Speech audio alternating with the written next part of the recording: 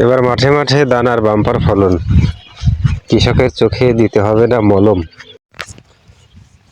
এই যে পাশ দিয়ে যে দানা, পেঁয়াজের হালির অবস্থা কিন্তু যথেষ্ট ভালো, মানে সব জায়গায় একরকম গজিয়েছে, কোনো জায়গায় কিন্তু কোনো ধরনের জটিলতা নেই।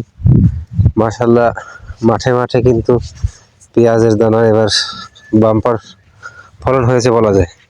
অদ্ভুত মানুষ আর অদ্ভুত মানুষের মন্তব্য।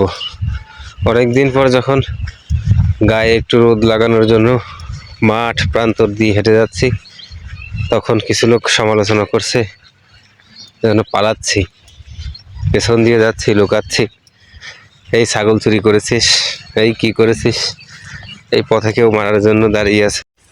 সকালের এই মিষ্টি রোদ গায়ে না লাগালে পরে বোঝা যায় না যে শীতের কি তীব্র তাপ, না তীব্র তাপ, শীতের তো তাপ হয় না, শীতের হচ্ছে আপনার হিমেল হাওয়া।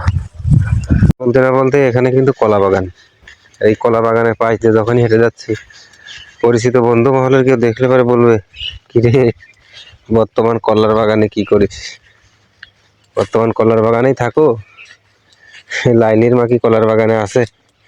এই ধরনের বাজে মন্তব্য কিন্তু আমার বন্ধুরা করতে। আর এখন যাচ্ছি একেবারে কলা বাগানের মধ্য দিয়ে, ঠিক আছে, এই যে চারিদিকে শুধু কলার বাগান, কলার বাগানের মাঝখানে যেন আমি। এখানে যদি লাইলির মার সঙ্গে দেখা হয়ে যায়, বিপদ।